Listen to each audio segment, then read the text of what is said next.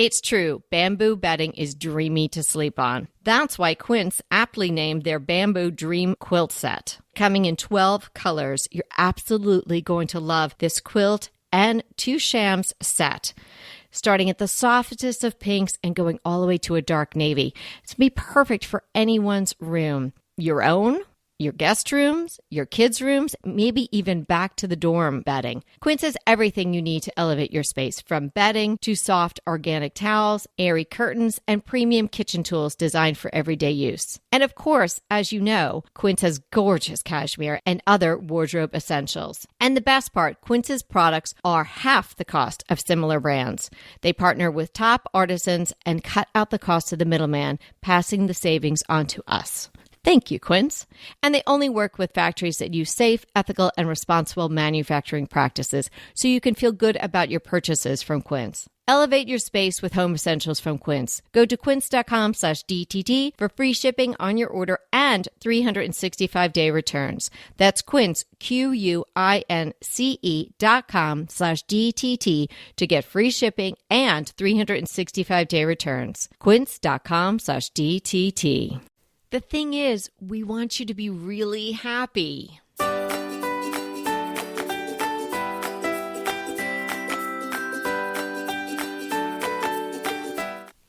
Hey everybody, it's Kelly Wilkniss here with Anita Joyce, and this is Decorating Tips and Tricks. Today, we're discussing the question, is social media making you feel bad about your home? Oh, I hope not, but I think it's true. I know, and we strive to help you be so happy in your home, and that is one of our primary goals in having the podcast for you. So it makes us very sad to think about some people then jumping on Instagram or some other social media platform and then immediately getting sad about their home. Polls and surveys show that this is happening. So we felt it was important to have this discussion today. Just talk about how that can happen, how you can avoid it, how you can really enjoy these platforms for what they are, but not let them bring you down, not have them help you fall into the comparison trap, which is a terrible place to be, or have home envy or anything like that. So we're going to dive into a great conversation about social media and how it can impact the way you feel about your home, negatively or positively, and we're hoping is on the positive side, and also highlight what we talk about all the time and ways that we advise you to decorate your home and approach decorating your home so you can be the happiest you possibly can be and have a positive outlook on it. I know both of us have been looking at magazines and decorating books for years. And I think that's one thing, looking at a book or looking at a magazine. It's quite another what the world has evolved to where we are now, where it's a constant bombardment in many ways on people's psyche, that it's all over Instagram, Facebook, Pinterest, everywhere. It's not just, oh, look at this beautiful house that's unattainable in this magazine. It feels like everybody has a gorgeous house except you sometimes, I think. Mm-hmm. And so I think it does get to be kind of sad and depressing, especially if you have projects in mind and you don't, have the funds to do them right away. So I can really see how this does get people down. And, it makes me sad as a creator because that was never my intention when I got into this. And I know yours too. We both felt like this was a way to give people ideas, inspire them, and to really come up with things that they could do that were very attainable. Yes. I love that you pointed that out because we are in the position of creators. And I don't like when I'm referred to or we're referred to as influencers. That just seems like a little bit of a dirty word to me. I know what it means and there's a positive side to it. And that's certainly what we're trying to do here with Decorating Tips and Tricks is influence you, inspire you, point you in the right direction or what we think is the right direction, but not to make you feel bad about what you're doing or what you're able to do or your current situation. I feel like influencing somehow, that term has a real negative connotation, at least in my mind. So I love that you use the word creators, and that's what we are. And that's what many, many, many people are out there in the home space or, fashion or what have you, that they're creating things that you can enjoy and be inspired by and riff off in your own home, in your own space. So there is a definite upside to social media. We can be all connected. It can be super inspiring. And it's just the way you use it and absorb it. And you just need to do it in the right way. Also agree with your point that there's just so much. And your head is like sort of, from the left to the right. And, it's just bombarding you as you use that really appropriate term all the time. And that can lead to a real dark side of social media. And that can lead to overwhelm and lack of confidence and just questioning everything that you're doing in your own space. Even in your lifestyle. I mean, how many people have been on, I don't go on Facebook anymore, but how many people have been on Facebook and you see this person, they look like they're having the time of their lives, but you really know they're going through a really bad time. Like, that's your Facebook face, but that's not your real face. So, you have to take it with a grain of salt sometimes, what people are putting out there. Maybe that's what they want to have happening for themselves. Maybe that's what they need at that time. But I think for our discussion today, we're going to be talking more about Instagram. I think IG is really the most influential in the home space right now. Would you agree with that, Anita? Oh, I think so. I think this is just such a big influence, and it is really creating a sense of FOMO with people because it's not just these influencers, like you said, but it's also your friends posting, maybe look at this new thing I did to my house. I don't know if you've noticed, in my feed, every other post is one I subscribe to. Half of what they show me is stuff I didn't even ask for. Oh, yeah, for sure. It has changed so much. So when Anita and I first started blogging, and that was quite some time ago, really eons when you think about how far the whole world. It was pre-Instagram. It was pre-Pinterest. It was pre-Pinterest. And really in time, we're not talking about the Stone Age. It was not that long ago. Well, as far as the internet goes, it was the Stone Age. Yes, absolutely. So Pinterest was just a beautiful place to go and pick out images and create your boards. And we'd all fuss around with our boards and be excited when people were pinning our stuff and all of that. It was just lovely. But I don't even go on Pinterest anymore because there's so many ads and you don't know. You're seeing stuff you don't want and all that. Same thing happened to Instagram.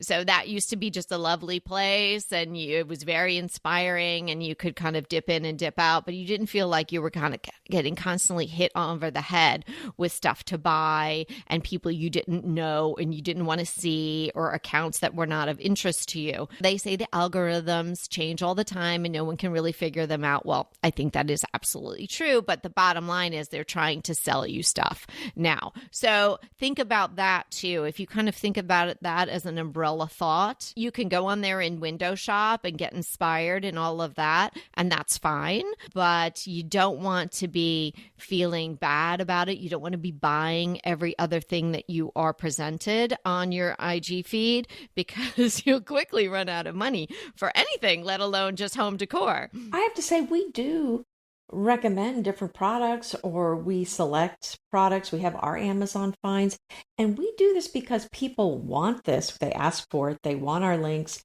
So we do that, but we don't ever want anyone listening to feel like we're pressuring or we are pushing, because that is not what this is about. Because I think it's like you said, Kelly, we have always said, you need to go your own direction.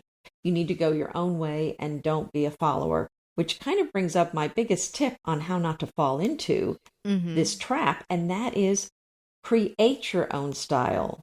Like, know thyself, create your own style and know your own style.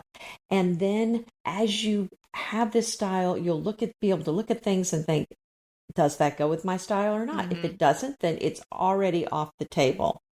And it's once you kind of have this style, I think it helps you determine what you should be getting, what you shouldn't. And it also, I think, gives you a sense of confidence where you feel like you don't have to have the latest thing. And there's just so much to be said for not being a follower and to create your own style. And as you have success with your own style, you feel confident in it, you're not going to be so influenced by what you're seeing on Instagram, because you're going to have confidence that your style is fantastic, that it's what you love, and it doesn't need to be what someone else is doing. And then also, if you have your own style, you're going to find that when things go off trend, it won't impact you because you were never on hot trends. So you're not going to go out of style as quickly. Mm-hmm. Yeah. So I think there's a lot to be said for really figuring out what your own style is, creating it, being comfortable with it. And I think that's going to keep you out of this trap to a large extent. Yeah, it helps curate the universe, and it really helps you avoid the whiplash that you're going to get when you're seeing all these things coming at you. So to get back to some of the polling and surveys that were done about Instagram users in particular, I'd like to say I was surprised, but I really wasn't, that half of all Instagram users link dissatisfaction with their homes to using social media. And they actually have coined a term for it. It's called home dysmorphic disorder. Now, I know there has to be a name for everything, but it does help sometimes to put a name on something and recognize that this is something that's happening, and you may fall into that a little bit. It's characterized by a person having unrealistic ideas of what a home should look like. You're seeing things, you think, oh my goodness, well, this incredible French chateau is really the benchmark of a home. That's not true. No. And you may have house envy. It's not just looking at a home and saying, oh my gosh, if my life had taken a different turn, I would own a French chateau or whatever your ideal home is. There's nothing wrong with having a little daydream about that, but you don't want to absorb that image or that information and then allow it to make you feel bad about your house and your situation. There's a difference between appreciating it for its beauty, it making you feel bad about yourself. That's what we want to avoid. Hey, we'll be right back with the rest of the show, but keep listening so we can continue bringing you DTT. So have you tried Dupe yet? If you haven't, come on, dupe.com.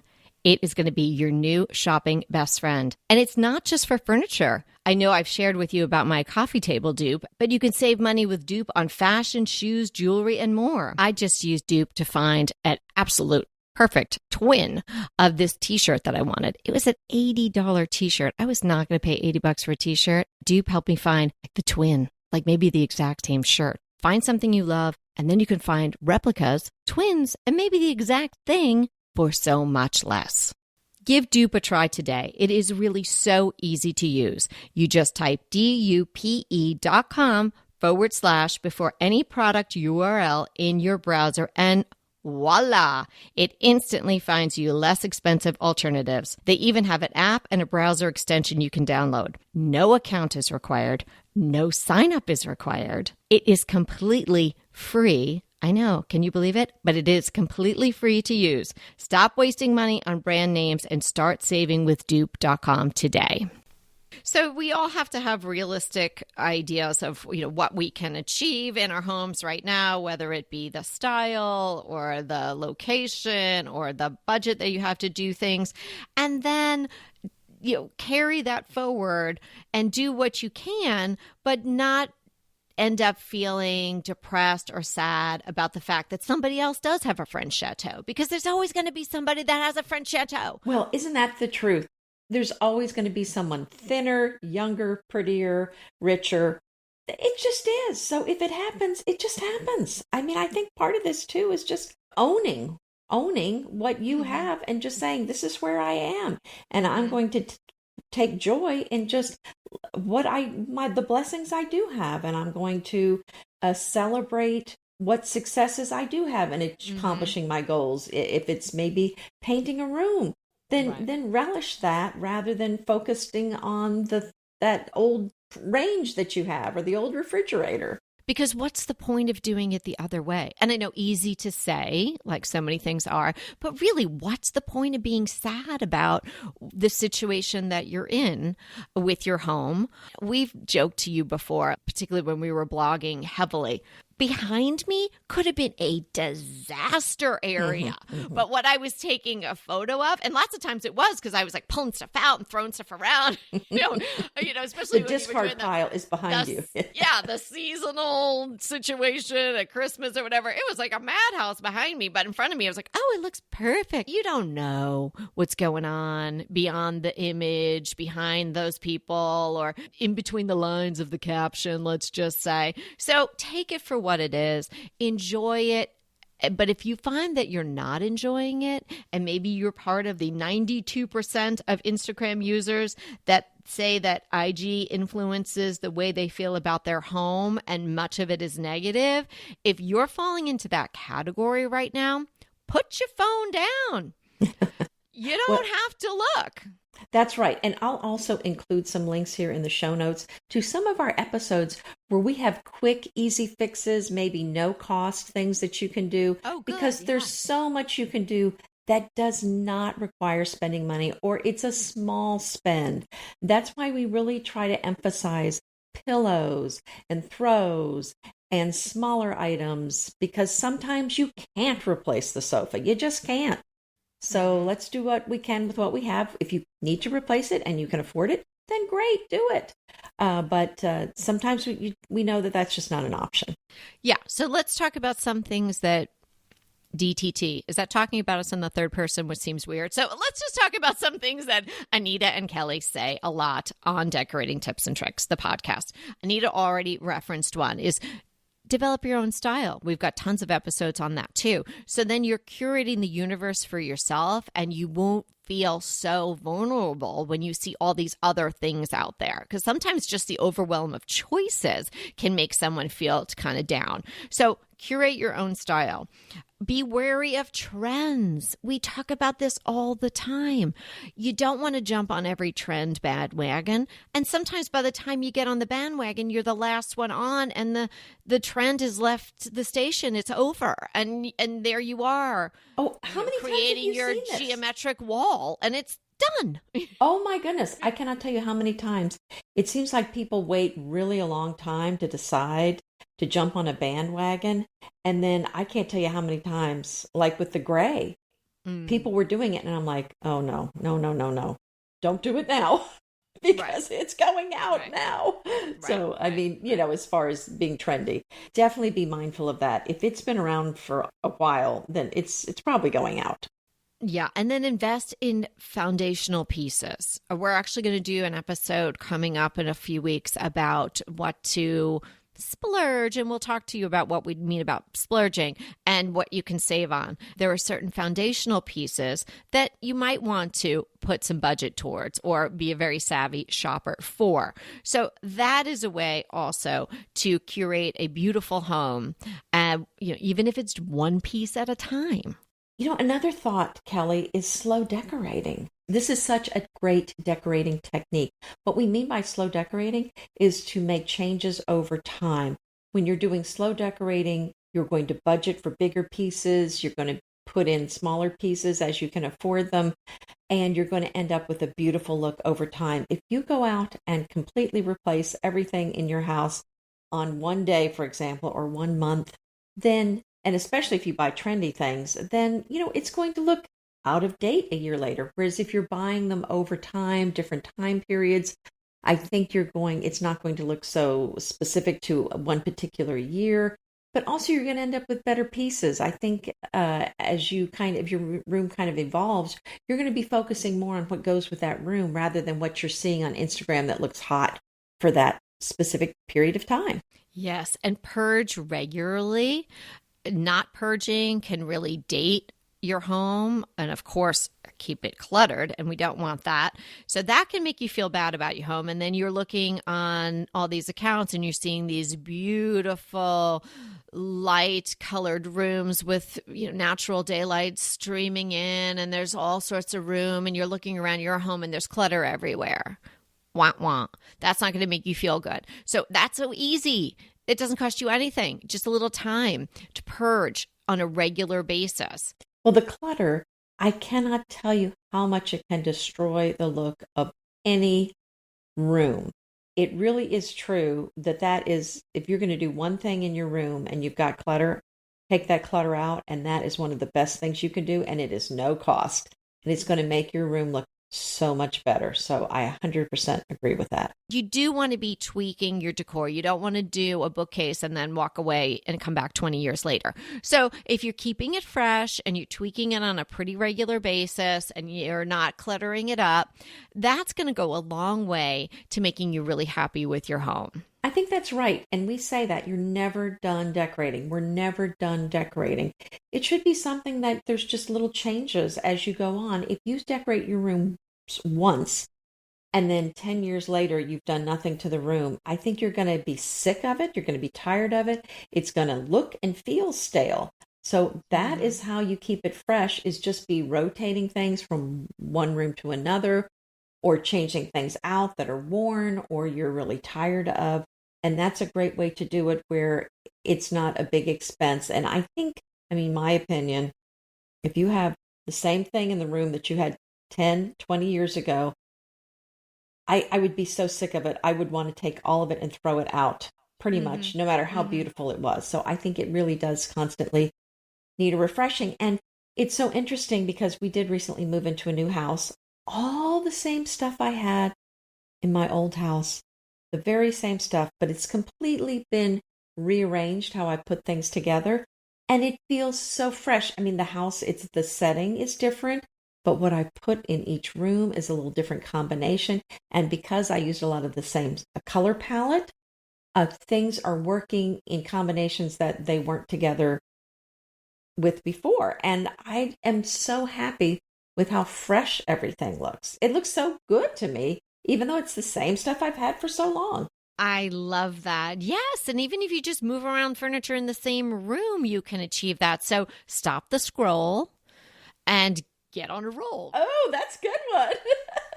Start moving stuff around. See how that feels. Take some action. Sometimes that is just all you need. Do something in your house rather than sitting there at your kitchen table or wherever, scrolling through, saying, oh, woe is me. My house doesn't look like hers, or da-da-da-da-da. Lots of these people also have teams working on their homes for them. So without staff, without great photography, a lot of these places wouldn't look as great as you think they do. I think this is an important point here. A professionally photographed room does not look the same as one you just snapped with your phone. So your room, if we took a professional photographer who styled your room and photographed it and then edited it, then posted it on social media, it would look night and day difference, because professional photographers know how to work with lighting. They know how to style it. They know how to frame a shot. They have better photographic equipment. You're just going to end up with a completely different photo. I do get some pretty good photos with my phone, and I know you've taken some great ones, but I will tell you, my professional camera equipment does a much better job than my phone, and I can tell a big difference. So just keep that in mind too when you're seeing these photos. A lot of times they've been styled, framed, and shot professionally. Yeah, and we can't even get into the fact that a lot of photos already and into the future will be AI composites. So you don't even know, right? So don't look at it as something you want to be envious of and that's going to make you sad. Look at it as something that's absolutely beautiful, like a work of art.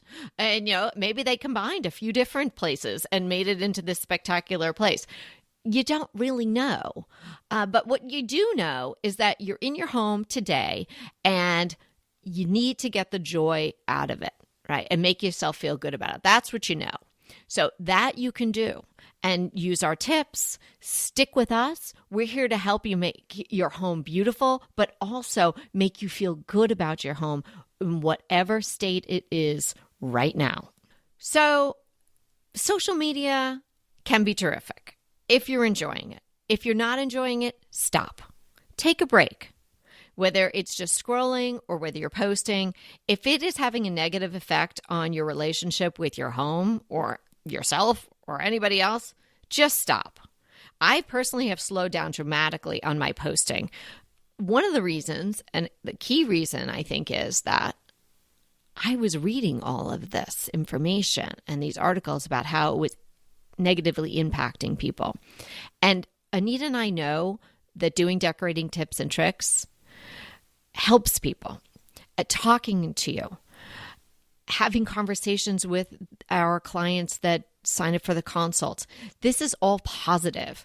And so I want to emphasize the positive in what I'm putting out there into the world. And I'm sure Anita agrees with that. We want to bring you the best of our tips and advice, and we want to positively impact your life with all of that. Well, I so agree. I mean, the whole point of this is, as we say when we end the episode, it's to inspire you to create a beautiful home. It's to give you the tools. It's to give you ideas. And, it's interesting. We've got two different kinds of listeners. One group is a group of people that love design and they love thinking about their home and making it more beautiful. The other set of people are people that say, hey, I bought a house and now I've got to decorate it and I don't know what I'm doing. So we really are here to help you however we can, whether it's just to give you some thoughts or inspire you or to help you with a consult if you're stuck and need some direction for your home. So yes, I mean, we definitely want it to be a positive. And I think with this being audio, there really isn't the pressure to look at this, look at this, look at this. Don't you want your house to look like this? And so I think that actually makes it a lot less pressure. And it really is meant to be an encouragement. So that really is the whole point of this. Yeah, because the tagline is, remember, we're here to inspire you to create a beautiful home. It is not, remember, we are here to make you feel like crap about your home. That would be a bad tagline. We're here to make you feel like crap about your home. Well, I meant to mention this a couple of months ago. This actually happened in January, but we've been just so busy with other things, I kept forgetting to mention it. But my home was featured again in Architectural Digest. So, what do you know? Architectural Digest. Well, it's always a fun thing to be featured by them. And I'm always surprised when they contact me because they're not known for traditional decor. And my house is very traditional. But, the first time they featured my house, it was in an article on country French design. And they asked me to talk about that and give some tips on how someone could create that. And this particular article was about country French kitchens. And so they featured many country French kitchens, and mine was just one of many that was featured. But I'll include a link to that. It was fun. Again, it's always an honor to be featured by them. And if you are interested in country French design, they have quite a few examples of things that you could do in your kitchen. Fantastic. Congratulations. That is wonderful. Okay, so today we are defining chintz. And yummy. We both love chintz fabric. And so I found so much on this. I think we're going to have to expand this and maybe do a bonus episode on this in the future. But chintz is a printed cotton fabric. It's shiny or glazed usually, and it's full of vibrant colors. It's usually floral. And I found out that it did originate in India. We think of it as being very British, but actually it originated in India. And it was printed originally with wood blocks on pale or white backgrounds of a simple cotton fabric called calico. It had a glazed finish. Indian chintz was introduced to European markets in the 1600s, and the Dutch and Portuguese traders were the ones who did the introduction. And it became very, very popular for upholstery, especially for bed linens. And chintz, as we know it today, is really so refined and elegant, and it has that smooth glazed finish. You know what I'm talking about, right, Kelly? Yeah. Mm-hmm. So some people think that chintz refers to fabric with that kind of shimmer or shine to the fabric, but the sheen, that is not what it is. When they say chintz, it's actually referring to the pattern and not that finish. So they're usually very happy and charming. There's a repeating pattern, usually with leaves or plants, flowers, trees, gardens, animals, really whatever. But those are the things you typically see. Most often flowers, and there will be a solid background. And although it originated with white or cream backgrounds, now you can find it with a solid color background of just about any color. And that glazed finish does help keep it resistant to stains. I love it. So chintz refers to the complex patterns that were created on it, and it was made using wooden blocks that they used as a stamp, or a 23-step dyeing process called kalamkari. This just goes on and on. There's so much interesting information about it. Well, save it for the bonus episode. Okay. Yeah, I go on and on, but there's just so much to say about it. But yeah, I'm going to stop there because we're going to talk about this some more. So what's your crush? Oh, my crush is crushing me in a good way. Oh. You've all heard of Arnold Schwarzenegger, haven't you? Well, Arnold Schwarzenegger, you would think, how is he going to end up on Decorating Tips and Tricks? Well, Arnie's got a new app. It's called The Pump, and it is so good.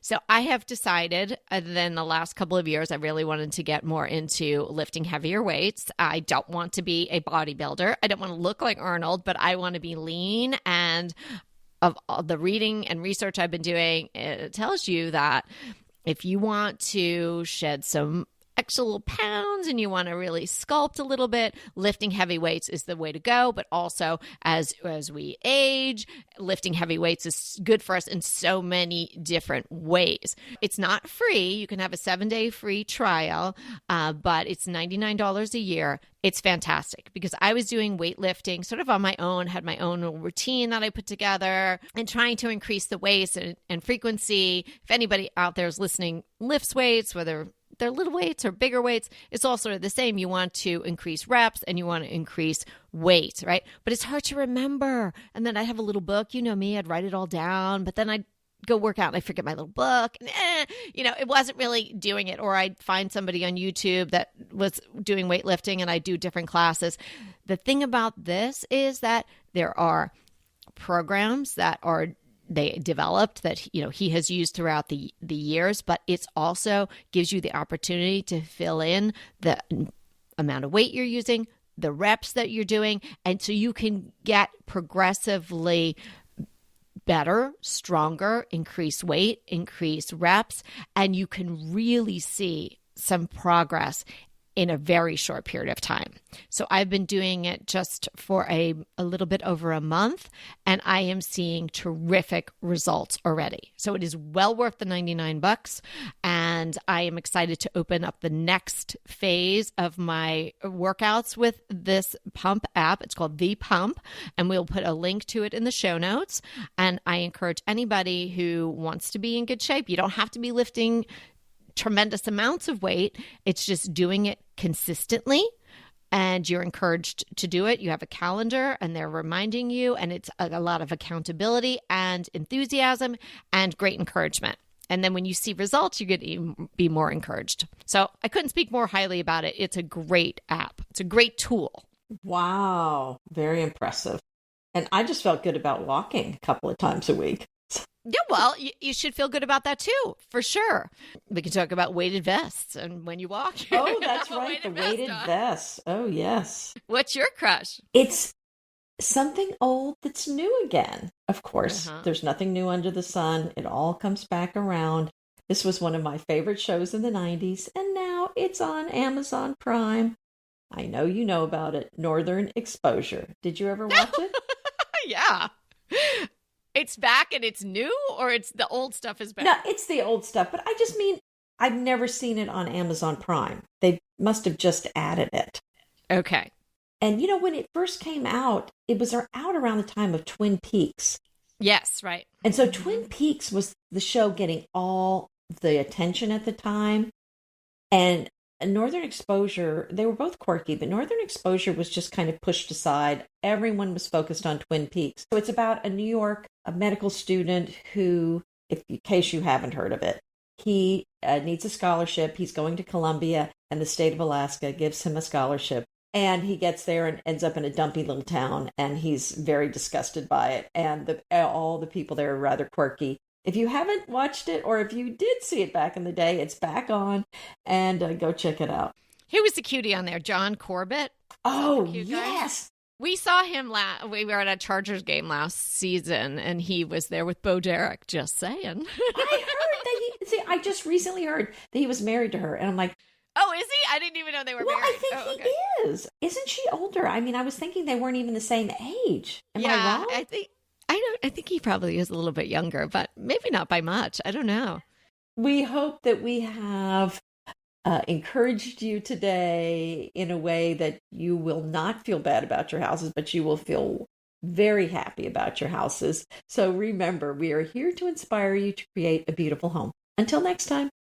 Want to talk to us? Well, we really want to talk to you. So let's schedule a design consult.